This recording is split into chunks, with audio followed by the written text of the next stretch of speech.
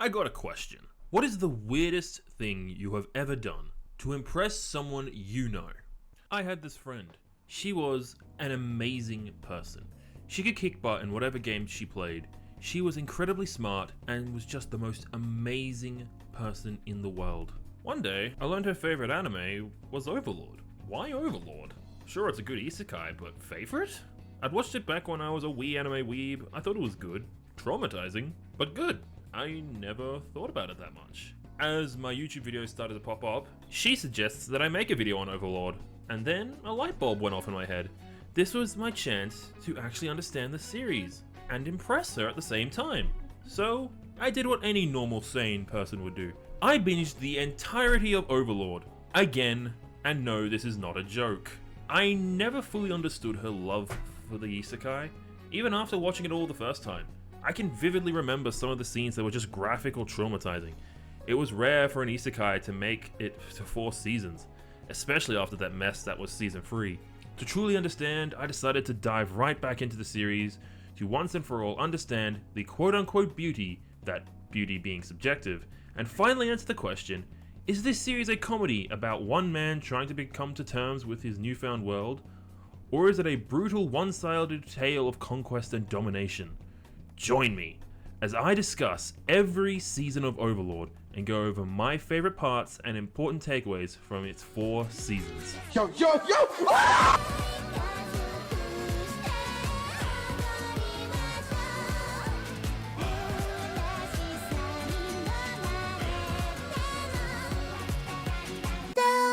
If I were to summarize season 1 in one phrase, I'd probably use, it's a great establishment for the characters and what to expect. My attention was immediately caught within the first 2 minutes. What fascinated me was how it nails the detail of the premise of the world before we are transported. The concept of the game Yggdrasil serving as a foundation not only allows for a pre-established understanding of what to expect from the series, but it also perfectly encapsulates that feeling of a big game server shutting down. It reminds me of Club Penguin and its shutdown back in 2017, the sense that an age was about to come to an end. We're greeted with Momonga, a player whose identity is a skeleton mage, as he sits in an empty hall at a table full of empty seats, taking in all the achievements that he and his clan have made during their time. Almost everyone has moved on from Yggdrasil, living their own lives outside the game, but Momonga is the last one left. You could say he's the last survivor. Even though it's about to end, the anime does a good job of making it feel like it is the end. As the minutes pass, it feels like we're watching someone walk through a now abandoned Minecraft server, looking at what everyone has achieved. Momonga even goofs around a little with one of the settings of the unique NPCs that belongs to the guild, adding to the description that she was infatuated with Momonga because it's all about to leave. None of this really matters in the end, right? There will be nothing left but memories. There's so much here that can be dissected. If you're familiar with my content, you'll know I could spend forever just talking about this. But let's keep going. As the final minutes count down, Momonga looks over everything he and his clan achieved. Their base, the great tomb of Nazarick. One last time. He takes it all in, and as the clock strikes 12, Isekai time. Momonga's now trapped in another world as his skeleton mage character. If you've seen the show, it's slightly different from Momonga than the usual story. Instead of saving the world, he's gonna conquer it, Demon Lord style. All of the unique NPCs that existed in Nazarick are now here with him and can fully speak and think for themselves, except while they remain within their original traits set by the players, pledging their loyalty to our MC and whatever ideas he comes up with. Momonga discards his name and chooses to use Ainzulgun, the original name of the clan, and uses the legendary treasures and overpowered magic he's learned from his online days to conquer this new world he finds himself in. And before we go on, I want to give my initial ranking of each of Nazarick's retainers so that I can create discourse. The best lad, by far, no surprise, it's Sebas. This was my friend's favorite character as well, and it's pretty obvious why. Old man badass with no questions asked attitude and a secret soft side, he by far gets some of the best moments in the anime. I'm also grouping the maids with Sebas because otherwise this list would be way too long, and Sebas pretty much is in charge of them. For the first 2 seasons at least. Next up, Albedo. After Ainz changed with her settings to be infatuated with him, it's only made things more difficult for Ainz, and I found that somewhat was good because it gave us a break from the horror and gore. Following on, Cocytus. This muscular armored bug monster thing is surprisingly simple. He's a weapons master, lives by the warrior's code, and will show respect to any opponent he comes across, because just like anyone else in Nazarick, it's no competition. Shaltia, the vampire lowleaf, is terrifying. When she isn't being pervy, she's a very memorable character I enjoy half of the time she's on screen. And in the other time, it's just semi-cringe. Yeah, that's all the notes I have on her. The twins, Mare and Aura, well, they're just there.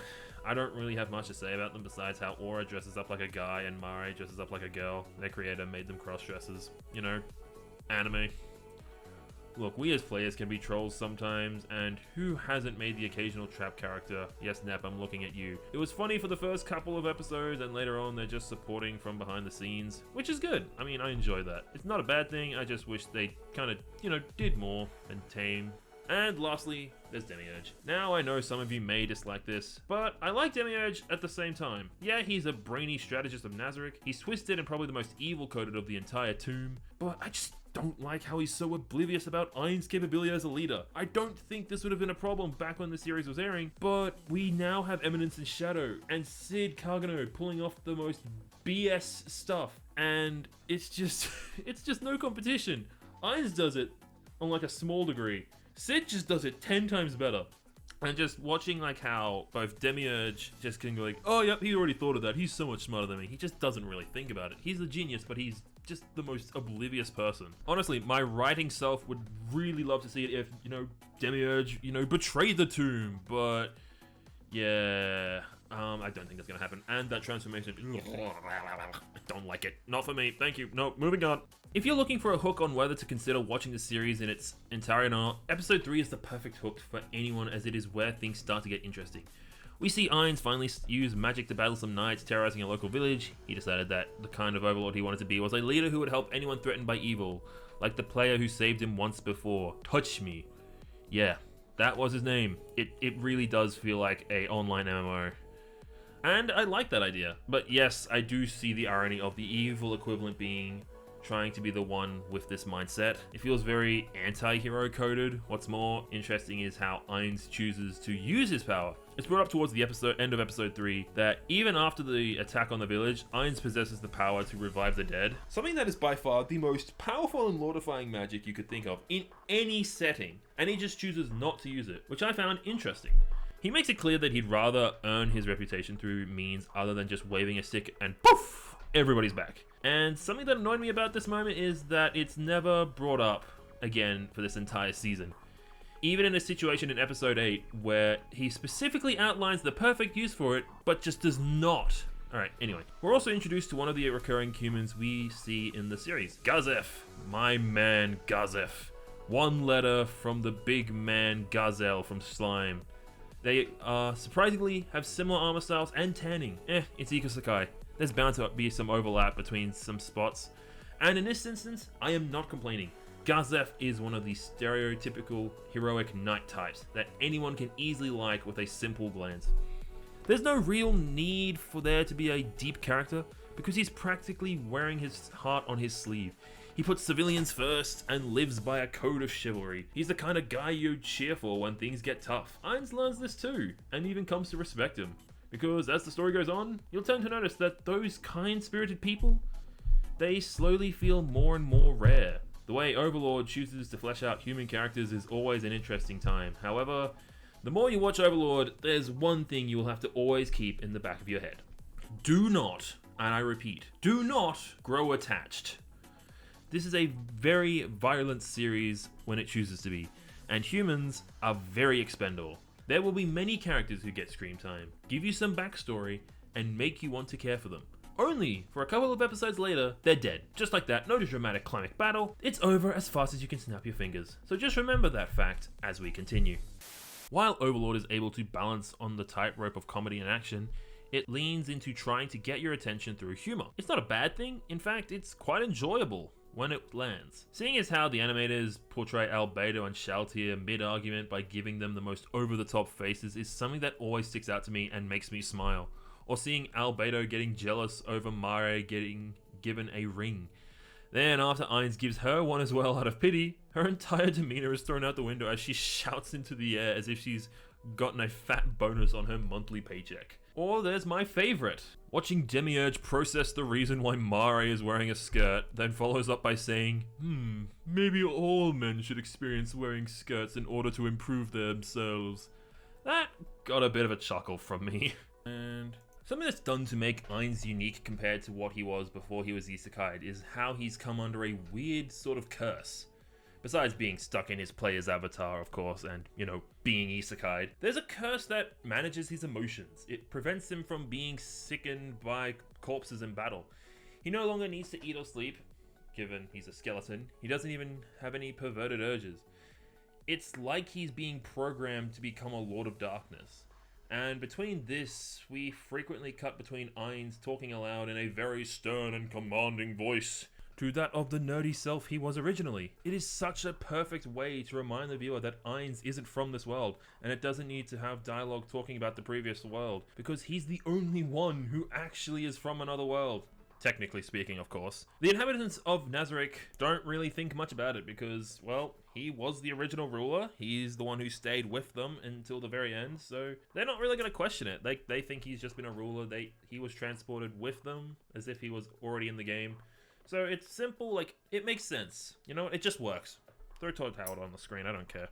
Something that needs to be realized early on is that Ainz and Momonga are almost two different personalities. Ainz is the ruthless overlord conquering the world. However, the reason why he's conquering the world solely belongs to Momon. That's how I'm going to refer to him for the rest of the video, between Ainz and Momon. We can see throughout the first season how Momon tries to integrate into this new world from just being himself. He's kind and thoughtful of others, but his undead curse makes it that kindness and thoughtfulness can't come from that of emotions. They're calculated strategies and necessities. He can only really feel those emotions for anyone that isn't human, which kind of sucks. I mean, imagine being a human stuck in a dead body and you can't feel for humans. The only real feelings he shows is that for his old guildmates, especially clinging on to any chance that they might come back, the only family he's known. It's even more evident when we see him working undercover and as an adventurer, how he refuses to mingle and get comfortable around others. Sure, he's a skeleton, but there's also the fact that he's still grieving being the only one in his guild left. What hammers this feeling of loneliness home is in episode 11, where we see that he still holds onto all his friends' equipment from when they left the game. He's hoping that they might come back. He might not be human, but Momon still acts very much like a human trying to find his place. The only thing he has left is his underlings, his generals. Each one is an echo of his old comrades, inhabiting weird quirks and personality traits from their creators.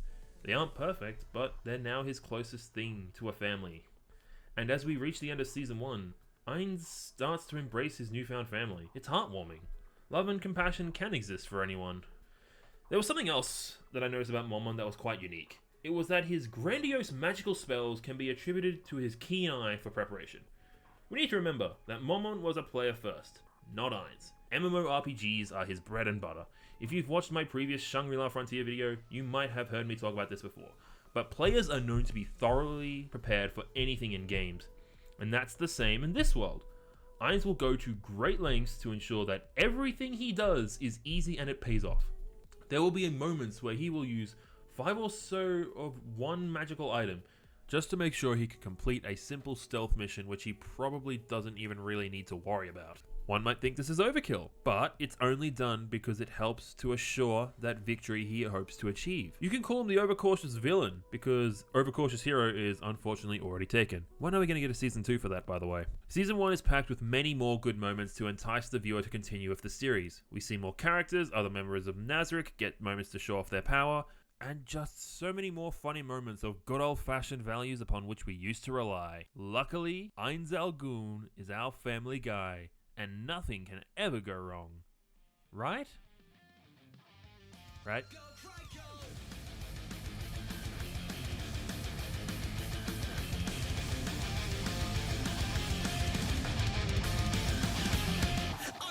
Right. How do I start talking about Season 2? I honestly have no words, because this is where I went from intrigued to hooked. For the wrong reasons. Yeah, all of those good old-fashioned values have been run over by a car at this point. Season 2 opens with a very unique premise. The Tomb of Nazarick's first proper battle! Their target, a large marsh and the lizard people that live inside it.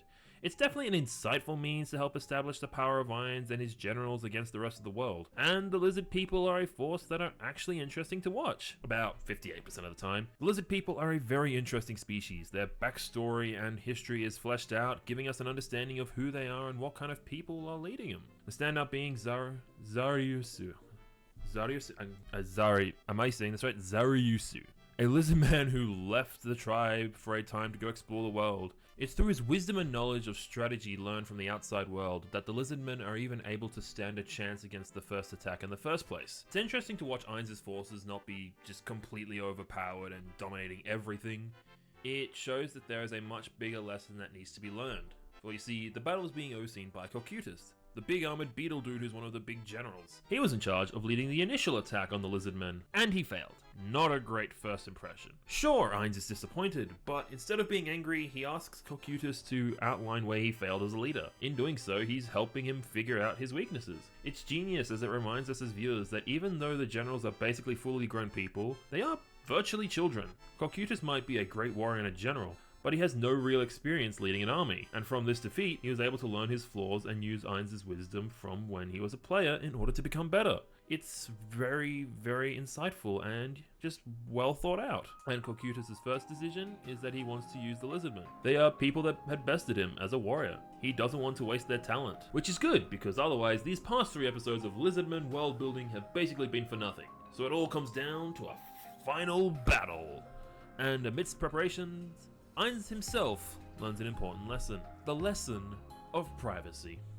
Yes, lizards having schmecks is important to this plot. And the rest of this arc is pretty straightforward. Nazarick attacked the lizardmen again, but this time just Cocytus against the village chiefs. And dear god, it is a one-sided massacre. He wears armor that just negates weak attacks, ranged attacks, and he just mops the floor with all of them, killing every single one of them. Brother, you did not need to over-prepare. You are fine as you are. Look at yourself. You are a warrior and have access to the most overpowered armory in the world's existence. You do not need to go all out for 5 regular dudes. Hey, but at least Ainz finally uses that revival staff I mentioned back in season 1. So at least it actually got used? 13 episodes later? I can't really complain. These characters will at least get some more screen time, right? Right? And now, ladies and gentlemen, it's my honor to present to you the long-awaited Sebas segment.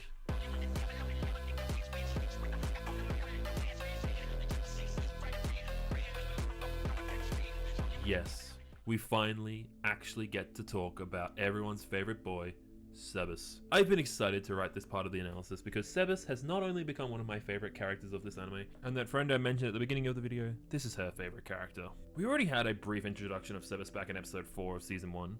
Back then, he was just used as a plot device to help guide Ainz to the kind of ruler he wanted to be, reminding him of the values taught to him by his guildmate, Touch Me. Yes, I still cannot get over the fact that that's his name. And now, we finally get to see our handsome Gilf butler be himself.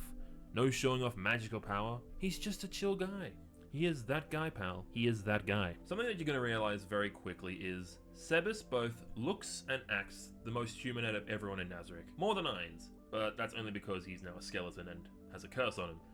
It's not even 2 minutes into episode 6 and already we are greeted with the plot that he will be focusing on.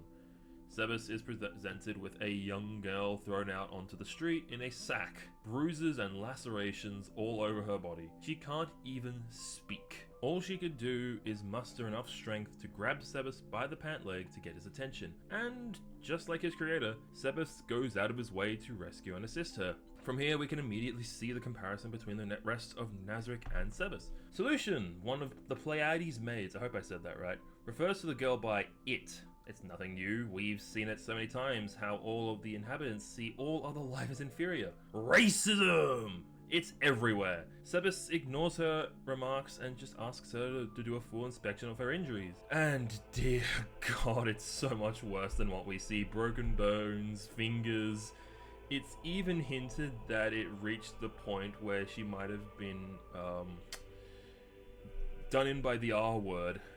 But Sebas is that human member of the tomb. He's just souped up Gramps with super soldier serum pumping through his veins and armed with the manners of a saint and the swagger of a Chad. He sits next to her as he comforts the girl, promises her that she has no need to be afraid and that this bed will be waiting for her if she ever chooses to leave. And all of these events leave Sebas confused. He's a construct. Why is he showing compassion to this one girl? He reminisces about what his creator touched me every time. And to top it all off, it's connected to a person of high renown and chivalry. Sebas is forced to grapple with his own perception of the world and is forced to decide on how he will interpret it. Will he only rely on Ainz's perspective, or will he have to make his own decisions? I really like this growth in character. Now, there is another connecting plot happening on the human side, but this is Sebas we're talking about. Why would we ignore Sebas? We could talk about them when they become important to Sebas's development. Sebas's compassion for humans is practically second nature to him. We can see it in an episode later when we see the girl he saved, Twaar, is now working as a maid in the mansion with him and Solution.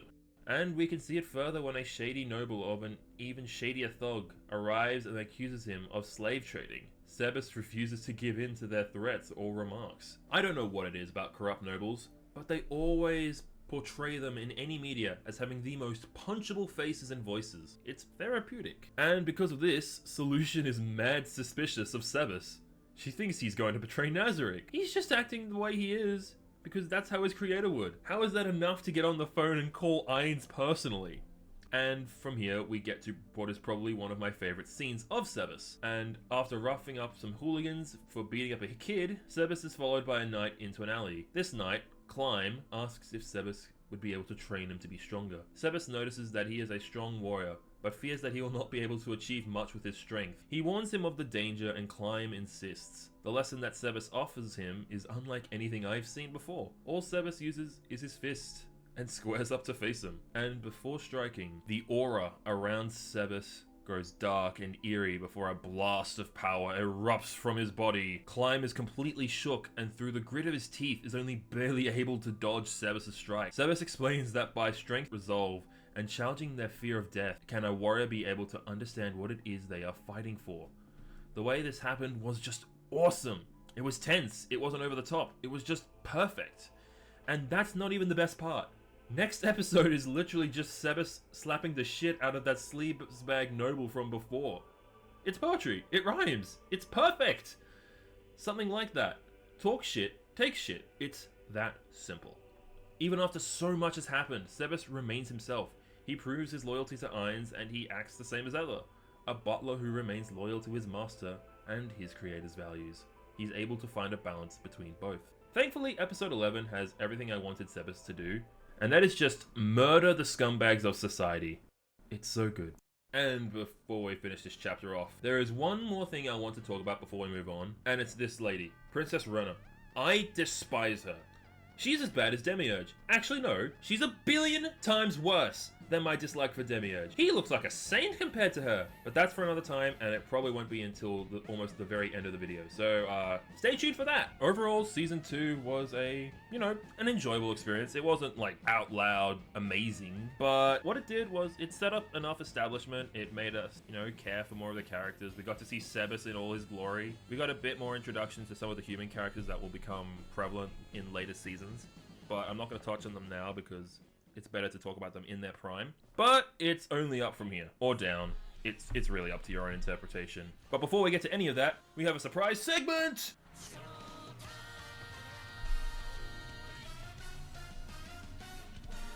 What analysis of Overlord would this be if we didn't discuss one of its most iconic side series? Yes, Isekai Quartet is worth talking about and provides a much needed further insight into Ainz and some other characters. If you're confused as to what all these chibi-fied characters are on screen and what the hell is going on, Isekai Quartet is a mini-series starring the cast of 4 beloved Isekai series, Overlord, Konosuba, ReZero, and the Saga of Tanya the Evil. Each MC and their base supporting casts are all summoned to another world together and attend a school. Weird premise, but it somehow works very well. While each series is trying to keep to themselves like normal cliques in high school, there are many a moment where certain characters will interact with each other and just get along. It's refreshing watching all of Ain's generals loosen up a bit and not go full racist mode towards the humans at every second they're on screen. There are many a skit that will have little callbacks to one-off lines mentioned in the original shows. The best one being, remember how Demiurge was curious about Waaaay cross-dressing in episode 2? Well, he's wearing a dress in one of the episodes of Isekai Quartet. There's so many little extras that it makes it even more fun to watch the series more than once. Even the source material. Something that the show even points out immediately is how with so many stories together, there's going to be massive power scaling problems. So someone like Ainz can probably be easily threatened by the useless goddess Aqua. And she has the strength to not actually hurt Ainz, but whenever Aqua uses magic, Ainz now will instinctively just cast every counterspell in his arsenal just because he's terrified. Outside of stuff like this, the moments that truly shine the most are when other main characters are interacting with one another. It makes sense that Tanya would be the first character that Ainz would easily get along with and relate to. Both are leaders of their respective armies and had similar lives before being isekai'd. Ainz realizes that there is someone else like him and he doesn't need to be the big bad conqueror he's interpreted as. But there's one that actually stood out to me a lot more. That came in the form of the movie that released in 2022, where all the characters are separated from each other and Ainz is left alone with Kazuma, of all people. And their chemistry together is nothing short of fun, enjoyable, and very natural. With none of the generals around, Ainz is able to be more of his Momon self, and Kazuma doesn't have to lose his mind worrying about his party being idiots. So seeing them talk and be together as is, if they were just normal people, in a sense, is just really interesting. It felt as if Kazuma was the closest thing Ainz ever had to a friend ever since he'd been isekai'd. Sure, he has his family, but sometimes having a friend you can be yourself around is a very precious thing. Trust me, it's very precious. Anyways, there's a lot about Isekai Quartet that is worth experiencing, whether you're a fan of Overlord or any other series featured. Okay, there is one thing that was adorable to watch, and that was Aura riding on Philo. Oh, right. I probably should have mentioned that Shield Hero joins the roster in Season 2. That is my Naofumi right there, and it's hilarious. Looking forward to the possibility of seeing Ainz and Naofumi getting the time to talk together. Okay, now let's move on to what is likely the biggest turning point in the story so far, Season 3.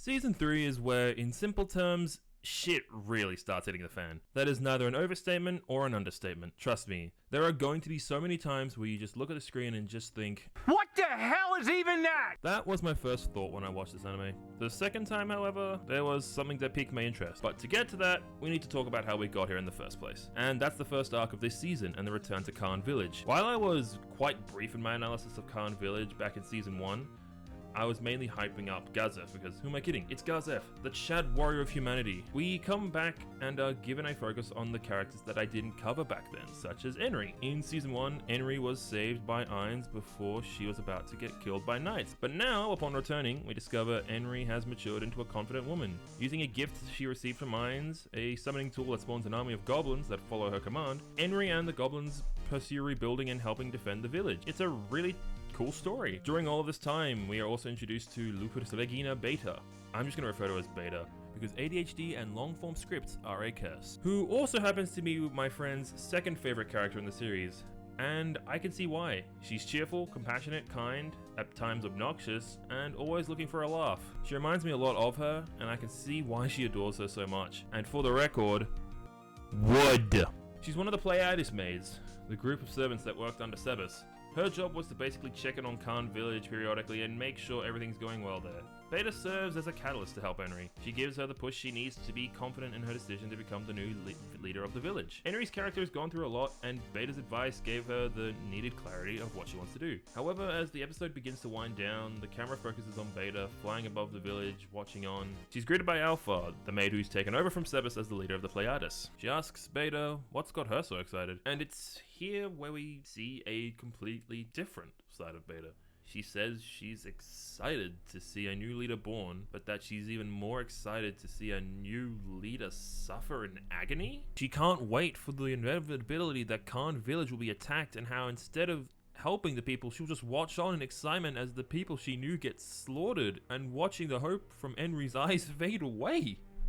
Hold on, this isn't the Beta I was excited about like 2 minutes ago. This is a narcissistic, sadist, and we want the old beta back. This beta is trash. Release the rats. Rat be upon ye. Get yeeted into D tier with that wank attitude.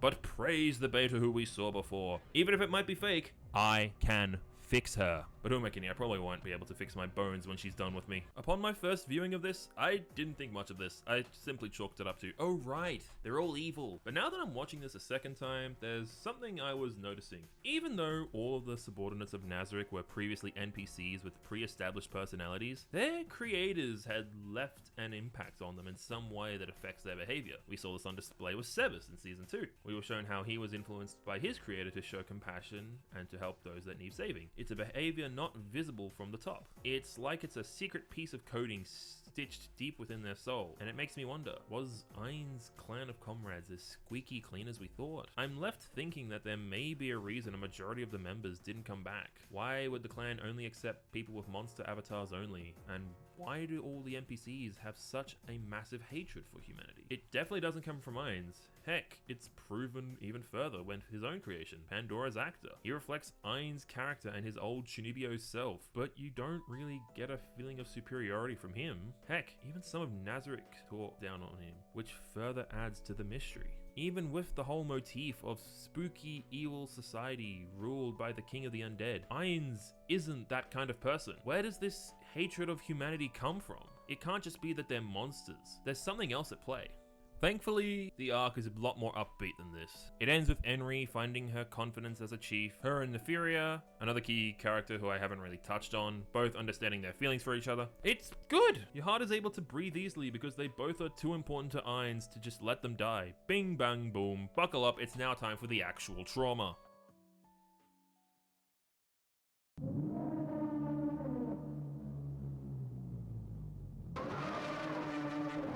This next part is difficult because I just don't like watching episodes 6 through 8.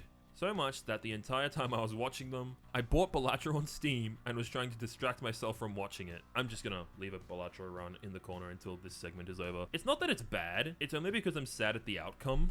You remember how I mentioned in Season 1 there was a group of adventurers who we spent time with, learned about, and then were killed in an instant? Yeah, this just happens again here, and I don't like it. The writing's good and it makes sense. It annoys me that it makes sense and is good. But it's one of those times where you wish you had less information instead of more, because that final scene before the credits in episode 8, all it does is make you ask, are we cheering for the bad guys? Look, I'm just a viewer and I have this pit of guilt. It's really good writing, and that's probably the intention. But seriously, screw you, Overlord, for making me feel bad in a comedy anime. Look, long story short, Nazarick wants to test their new defenses. They send out vague promises of treasures in a undiscovered tomb, secretly Nazarick, and a whole bunch of adventurers get greedy and eager to explore it and, loot it. And we're introduced to this one group of adventurers. They seem well, like their leader has, this mission that they want to free themselves from their stupid father who keeps making dumb decisions because he's a in-debt noble. And everyone dies. It's not even like a Rogue One ending, like nothing of value was able to be achieved, and it's depressing. Like, I hate it. I don't hate it, but I'm sad. Now, episodes 9 through 13 are so much better. The story finally leans into its gritty and horrific side, and it is on full display. Ignore episodes 6 through 8. Ain's goes to such lengths to show off the true strength of Nazarick against the world. In doing so, he allies himself with the Baharoth Empire to assist them in an upcoming war against the Riastes Kingdom. Yeah, they are definitely going to go full spy and backstab them later. But that's later, this is now. Only one problem with these 5 episodes, it's in very god-awful CGI. It's just bad. It's really, really bad. We're talking 3D berserk bad. Yes, that is how bad we're talking. It really makes it hard to focus on what's happening because it's just really, really awful to watch. I can't sugarcoat it. Look, I'm even bringing back the Balatro in the corner to distract you. Ooh, jangling keys. Alright, enough ranting, back to the topic at hand. This fight, it's just so one-sided. It's a massacre. Not a cool massacre, the CGI made sure of that, but it definitely was a massacre that would definitely terrify people. In fact, Ain's first spell alone caused a death toll of a predicted 70,000. That is 7 with 4 zeros at the end of it. Like, you can't just... That's just so much. What's the point of the Empire even showing up if one guy is just going to decimate everyone without thinking it over? The spell doesn't even end there. He uses those dead soldiers as a sacrifice for an Eldritch abomination. Not just one. He's able to summon 5! And CGI, terrible, again. And why do they bleat like goats? Wait, they are goats. How is that in any way a goat? And stuff happens, yada yada yada. But there is one man on the other side of Ainz who's still standing, ready for battle. A champion of the people, donning the sacred treasures of the kingdom, trusted by the king himself. A man who all would follow to the ends of the earth. Gazef Stronov takes to the battlefield alone. It's a beautiful day for rain. I'm not crying. Ainz didn't want to kill him. He was a good man with a good heart, but unfortunately, he was on the other side. He offers Gazef to join him, but Gazef refuses, saying that it would be a disgrace to all he fought for and the people he helped. Ainz understood completely, and in order to uphold that honor, Gazef challenges Ainz to a duel. Both knew that there was only one way that this would end. I think Ainz said it best himself. You have the gaze of a man who is unfazed by death, yet still marches forward. Even though he knows it's an impossible fight, it's all he could do. And it's over in an instant. Literally, like, time doesn't even pass. Ainz cheated. He used time stop magic, which is stupid. Gazef falls. The battle is over. A good man was lost this day. Maybe the best. Can you tell that Gazef was probably my favorite character? Gazef Stronov, thank you for your service to this world. And may you now rest in peace, knowing that your work will definitely live on. The fallout of the battle could be felt throughout the land. Riestes is in shambles, unsure of what to do. The king is distraught, losing the man who was the symbol of the kingdom. The Emperor of Baharuth, now panicked, realizing he may have just sold his soul to the devil. And 2 knights, Brain and Climb, yeah, Climb is still such a dumb name, left speechless. Their comrade chose death right in front of them. And now they need to hold on to hope and keep marching on, preparing for even the smallest chance at overcoming this threat. To end the season, Irantel is now under Nazaric's rule, and now Ainz is playing chess with these people as he uses Momon to challenge Ainz to protect the people. Mind games, crazy shit. We leave season 3 in a calm in a small storm before an even bigger storm is about to hit. The comedy takes a back seat to allow for more serious themes to dictate where the story is going. We finally see the monsters of Nazarick in their full glory, and now all that's left to ask is, how and will things get worse for the world from here?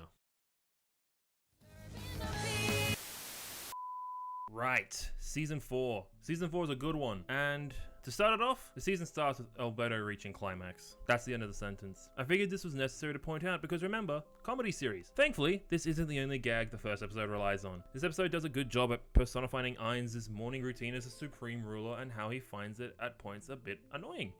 From needing a maid to watch over him as he sleeps, even though he can't sleep, to being dressed in excessively classy clothes, and even going through reports and documents, meanwhile having no idea what any of them mean, all the while knowing that if he makes a mistake, it'll be summed up as the Great Lord predicting this would happen and is planning something. Oh, never mind, horny Albedo's back already. There are times where I forget that Ainz is actually a very smart guy. With an idea to build an orphanage in El Rantel to give jobs to the women who lost their husbands in battle is actually somewhat smart. Okay, Albedo, please just stop being horny for 5 seconds. And now that I think about it, we're gonna get more focused on Albedo this season, aren't we? I'm actually excited for that. This is good. It feels like we focused on everyone in Nazarick except her, so this is a really nice break. This first episode is a nice reprieve from the constant tragedy that was last season. And after this, it's all about the politics, baby. That's right, we're going into politics. We love politics here in 2025. Nothing goes wrong, nothing ever will go wrong. Politics! But this is the Sam Stormer channel. We don't need to completely focus on it. It's a war of information, secrets, and mind games. And for Ainz, it's just a side quest. He's basically leaving everything to his generals at this point. Good on him. He's just wanting to do his own stuff. And that just leads to some really interesting stuff. Case in point, we finally get to see Ainz have an actual conversation about ideas and strategy without the only people in the room being yes men, outside of Isekai Quartet obviously. And this is through Ainz recruiting the El Rantel's Adventurers Guild into the kingdom, and by doing so, he enlists the help of the guildmaster there, Ainzark, From the get-go, Ainz treats him with respect, probably because he himself was an adventurer before being isekai'd, and in doing so, he wants to revamp the Adventurers Guild to help with exploration of the world, as he still holds on to that belief that adventurers are more than just exterminators. I really appreciated this mindset, as it's a vast difference from what we usually get from the generals. It's refreshing and reminds us that Ainz is somewhat human, buried amongst all those bones. And thanks to Ainzak, Ainz has probably what is the first ever discussion he has with a person that is willing to challenge his ideas. We get our first glimpse at this in episode 4, when discussing how to bring adventurers from other nations to come work for the Sorcerer Kingdom. It's really nice seeing Ainz slowly find ways to work around his curse in order to help other humans. It's slow, it's not always consistent, but you can see that even though he's unable to feel empathy for them, he's still able to go out of his way to help wherever and however he can. So, how is Ainz going to find new adventurers? Easy. Let's go to the Bahamut Empire and steal their adventurers. That's actually what happens. In the Empire, Ainz learns of the Gladiators Arena and its star fighter, the Warrior King. I really liked this episode as it was just Ainz doing his own thing, trying to help without relying on the generals. This episode on its own is some good fun, but if you factor in the previous episode, it makes this whole entire plot just 10 times funnier to watch. You remember how we were talking about the Emperor of Bahamut back in Season 3? Elnix Jerkniv? I didn't really like to say his name because it's just a tongue twister. Well, he's really regretting to work with Ainz now.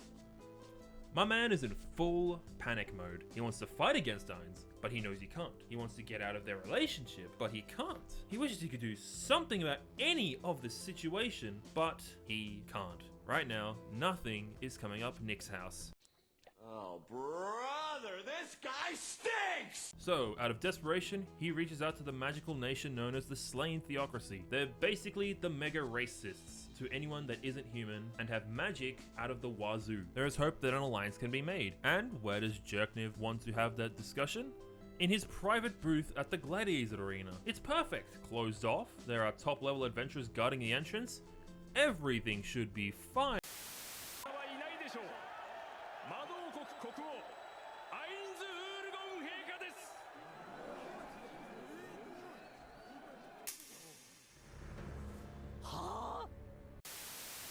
Yeah, that's just really bad luck. The Slain Theocracy accuses Jerkniv of setting a trap. Jerkniv starts losing his shit again. He thinks Ainz knew his every move, and lo and behold, everything is unintentionally falling right into Ainz's lap without him even realizing it. The Emperor doesn't even consider Ainz to be a coincidence. He's so paranoid that he just thinks that it's all over for him. This man is on the verge of turning into a human vegetable. So what is the first thing that comes to mind in his deranged state? He asks that the Empire become a vassal state of the Sorcerer Kingdom. Ainz just broke a man by showing up without realizing. That is how much people fear him.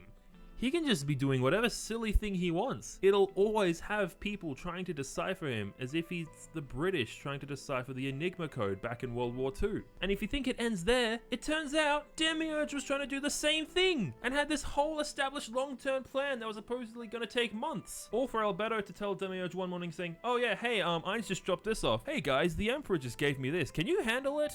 This man is too powerful. It's moments like these where I'm reminded that Overlord is primarily a comedy anime, even though it really does not feel like it at times. It's just, it knows when to deliver that final punch of a joke, even if it's meant to be funny or disturbing. It will use whatever situation it's in to create a intentionally good joke or an intentionally bad joke, and I really like that. It doesn't want to take itself seriously, while at the same time it will take itself very seriously depending on whose context you're looking at it from. The next arc in this season is probably my favorite of all the episodes in this entire season, the Dwarven Kingdom arc. There was something so simple about it that it was nice, understandable, and if anything, it felt like I was watching an episode of Slime and its iconic world building. Look, I prefer Slime. That's not a bad thing. Everyone has preferences. Mine is that I prefer watching Rimuru do his stuff. The whole premise of the arc is Ainz seeking to learn more about the art of runecrafting and weapons. Seeing as how it originated back in Yggdrasil, so there's a chance that a player maybe had something to do with it. And when we arrive at the Dwarven City, we find it abandoned, except for one single dwarf mining away. His name's Gondo. However, it's learned that the dwarves actually stopped using runecasting in favor of enchanting.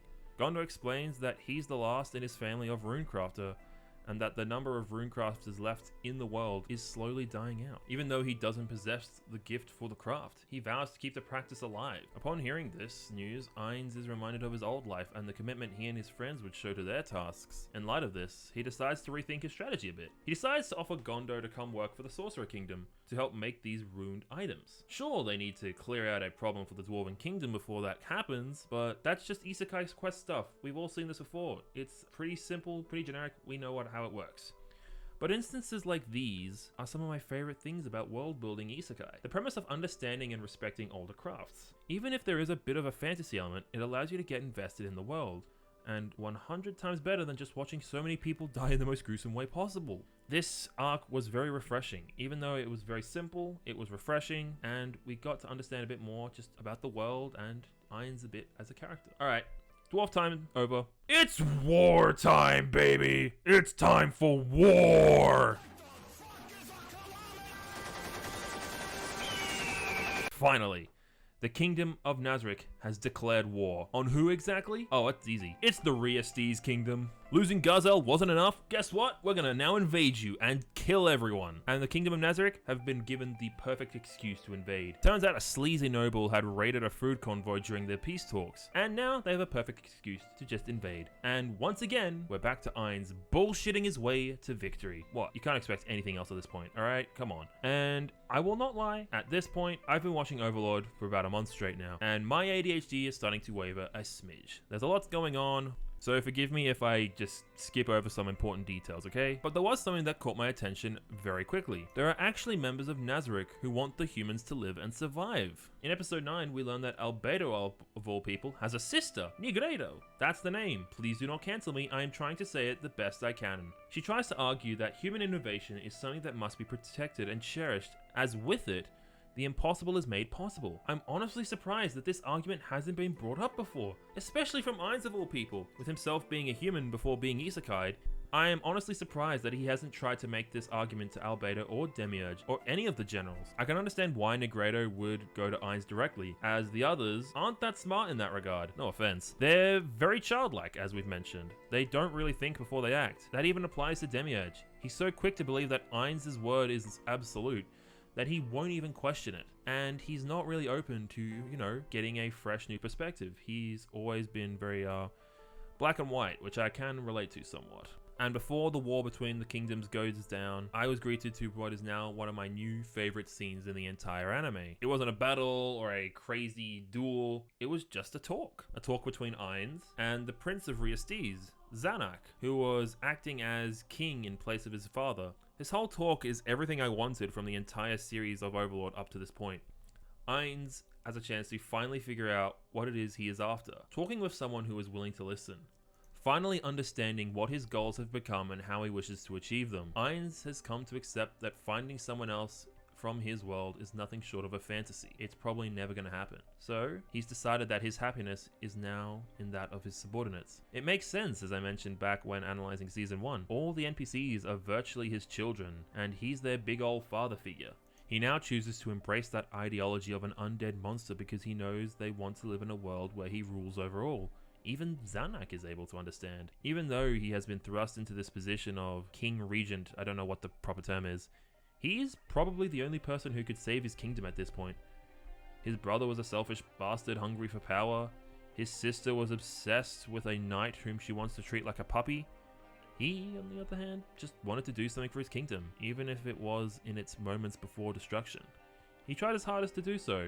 Even Ainz noticed that, and you could tell that he was feeling hesitant to attack. When the first show started, I actually really didn't like Zanak in the slightest.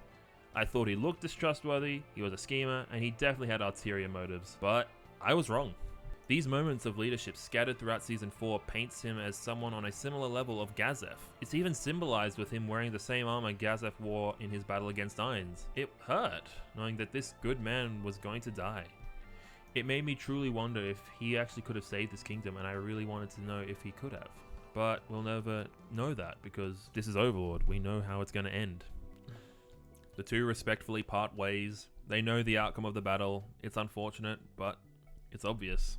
Zanak knew this was the end. Before the battle begins, A legion of nobles from the kingdom request an audience with Ainz. They bring a gift. It's Zanak's head.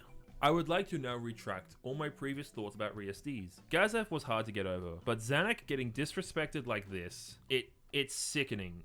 I am mad. And Ainz wasn't even the problem this time. Nah. The kingdom has lost all the people that actually make that kingdom worthwhile, so now I don't care. It's full of scum, villainy. Kill them all, fuck them up. Burn everything down, make them suffer. Hold up, who the fuck is this? Who are you? Why do you look like a player? Oh, it's a fight now. Oh god, it's a fight now. This sudden reveal completely came out of left field. I completely forgot this happened when I first watched this. And the fact that Ainz almost lost, it was so one-sided that he broke character. Yes, I know it's Pandora Exacta, but that doesn't matter. He's virtually Ainz, but in NPC form. Shut up. You can't just drop this at the end of a season and then not elaborate on it. Season 4 was 3 years ago, mind you. 3 years ago. I have no idea what's going on. I have not read the manga. I have not read the light novels. I'm probably going to stay in anime only for this one, because I don't want to suffer. Who is this guy? Like, okay, you set up season 5 now. Please give us season 5 already. I just want to know what happens. Who is this guy? Why do I want to know more? But we don't get those answers. And now it's the final episodes of season 4. We're nearing the end. There's just a couple more things that I need to mention. And the first one being just Brain. Oh, Brain, you were so good in season 4. Watching your final fight was so gut-wrenching. He surpassed his limits fighting Cocytus. It felt like I was watching Yami take on the biggest bad in Black Clover. Even though it wasn't enough. The fact that he had a smile on his face as he died, and Cocytus respecting him enough to go around him after he died instead of through him, spoke just volumes. Oh, I'm sorry, I'm still taken aback whenever I think about it. It was so cool. I know resurrection is a rare thing for certain characters, but I kinda hope Brain gets a second chance at life. Unlikely, but that man honestly deserves it. He was so good. I know that he probably won't. Look, this is the one time I'm asking for a request. Please, Brain, be okay. And if he isn't, don't tell me in the comments, okay? Don't be spoil sports. Alright, final rant. Fuck Princess Renna. She is the creepiest being in this entire series. She sold out the kingdom to become an immortal demon? Nah. She's love crazy, terrifying, and that's just on a whole new level. And that musical number at the end just was so daunting to watch as we see the relapse of everything that led up to that point. How much she has interfered and sabotaged, and how it's been a practically lost battle as early as season 2. That sent chills down my spine. Do you now understand why I said fuck Princess Renna back in season 2? Like, ugh! I don't. She's the real Overlord of this anime. She earned that title of Overlord, or witch, whatever she is. But God, I feel bad for Climb. I really do. Good luck to you and your yandere girlfriend, brother. You'll need it. And that's season 4. This might be my second favorite season behind the first. The humor was on point, except for Albedo in episode 1, that just felt really weird. The characters introduced were intriguing, and what was done in terms of world building was off the charts crazy and just great. And with that, that's everything. That's Overlord, completely analyzed and dissected. Sir, an Overlord movie has hit the towers.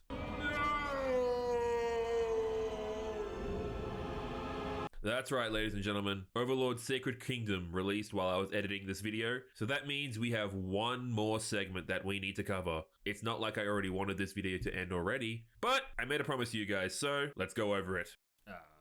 I don't really have a classy introduction for this part because there wasn't really any good music to use, so let's just get into it. Okay, we need to start by saying this. The animation quality has just exploded in quality. It is so much better. That first shot alone, when you started like the 10-minute mark, it's so good. Like watching them like ride down the streets on horses. You forget that this is Overlord. Okay, sorry. Let's get back into the story of why we're here. This whole story feels like it's just Demiurge aura farming because holy shit, did Demiurge just pop off in this entire story. It feels like that we are living in his world and he's controlling everything. And for the first time, I'm actually terrified of the guy. I mean, I already was terrified, but this whole movie has just made me 10 times more terrified, if that makes sense. I don't know if that's a good thing or a bad thing, but god damn, he is just the ultimate villain in this entire story. So the whole premise of the movie is that there is this place called the Sacred Kingdom, right? And Demiurge takes them over brutally and just easily. It's so much of a one-way fight that he has time to disrespect the princess of the kingdom and then just use her like a plaything in front of all the knights, pushing them to their absolute extremes, like breaking their entire will and spirit. And I wish I could show you this stuff, but I think if I do, it's going to flag my video even more. So let's just avoid all the scenes like that for this entire segment, okay? So these knights, these paladins, they go seeking out help. And who else is better suited to fight the threat that is Demiurge, aka Yaldabaoth, than the sorcerer kingdom of Ainzul Gun? Yeah, this is just 5D chess at this point. But in this entire exchange, we get to see something new. We get to see Ainz as an actual leader.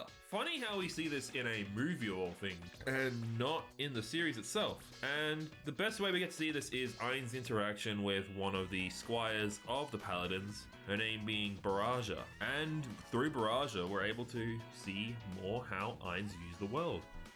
I've started to realize that these scenes where Ainz is able to just explain himself have probably become my favorite things to experience from Overlord, because it's like we get to see someone who is the closest thing to a god in this entire world express their compassion and love for humanity, even though they are physically incapable of feeling said love. And the way he goes about showing this love to Baraja is just so sweet. He takes the time to listen to her, he asks her certain questions about her, what her life is like, her family, and it's just really sweet.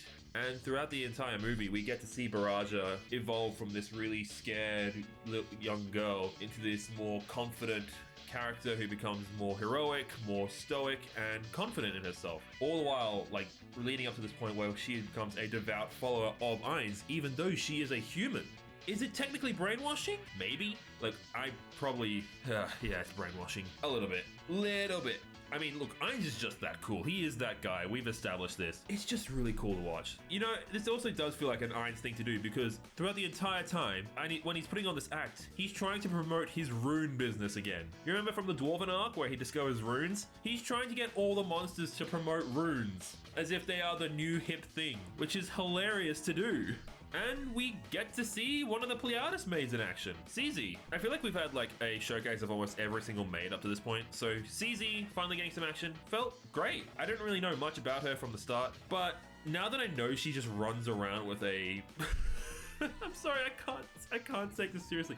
She runs around with an assault rifle and is dressed out in camo. I love it. You can't make this shit up. It makes sense, but you can't make this shit up. I love it. And the fact that, you know, she and Baraja, you know, they get along really well. They become good friends. Like, CZ actually really likes Baraja. It's nice seeing the demons get along with humans. This is what I wanted. I love this. I can't. I'm sorry. I'm sorry if I sound like a broken record or if I'm peeking the mic at all. I'm just really happy to see this kind of stuff. In all honesty, I really enjoy the movie. It is very gory, so I can't really show much of it, but if you have time, definitely do go check it out. It is a great watch. I had a blast revisiting Overlord. There was so much about this series that I had either just completely forgotten or was able to just gain a better understanding upon a rewatch. It's obvious why it's still considered an icon among isekai after so many years. Is it my favorite? No. As I said, I'm still much more of a shield hero guy and a slime enjoyer. But that doesn't mean this series is bad. It's just not my go-to. Ainzul Gun is an amazingly written character, passionately weaved together by its author. The world it's set in is a massive mess, but sometimes bad can help bring rise to something good. Hey guys. So, before this video ends, there's something I just wanted to tell you guys before I end this video. So you know how I said that I made this video for a friend? That's only half the story. The truth is that this person was someone very special to me, and this was the one request that they had always asked me to make for them. And this person was more than just a friend. They were someone who I was very, very close to, and I cherished them a lot. I don't think you need me to really put two and two together. But not all friendships can last, and sometimes things happen that you don't intend for. And in my case, I screwed up massively. I said things that I still regret to this day, and I have been struggling to forgive myself for a really long time. And this video here is just one way I'm trying to forgive myself, because I know that I probably can never apologize enough for what I did, nor that I probably even deserve it. But I wanted to make this video as I want this to be like a final gift to remember them by, because they really mattered to me. Like, I would not be here if it weren't for them. I probably wouldn't be like this if it weren't for them, and I probably wouldn't have made this channel if they hadn't supported me throughout. I still stand by that statement I made at the beginning. They are the most amazing person I have ever had the pleasure of meeting. They are the most awesome person that I have ever met. And I will always, always care for them, even if they don't care for me, because that's all I can do. I can't keep punishing myself for what I did. So that's why I've made this video. It's a way to say that I'm trying to move forward. This is me ending this chapter of my life, and I hope that whatever happens in the future, it's better. And I hope it is. I'm just going to cue the original outro I had planned now. Thanks. Hey everyone, thank you so much for watching. I know this is a very long video and it's not my usual style, but I hope you guys enjoyed it nonetheless. One quick thing that I need to say before we get into anything: thank you so much to this channel's first ever member, Warlord. It means the world that you are willing to put your faith in me. So I promise that I will not let you down, and I will continue to keep making these videos better and better. If you yourself want to be a member, you can do so by clicking the join button below. It's a great way to help out the channel if you want to see more from me, and you'll get your name featured just like Warlord at the end of every single video going forward. And you know what the other channels tell you to do at this point: leave a like, leave a comment telling me what your favorite part was of this video, and share with your friends who you think might like this video. I already have 2 new video ideas underway, and I can't wait for you to see them. And until then, my name is Samuel Stormer. Thank you so much for watching, and I will see you in the next one. Bye bye.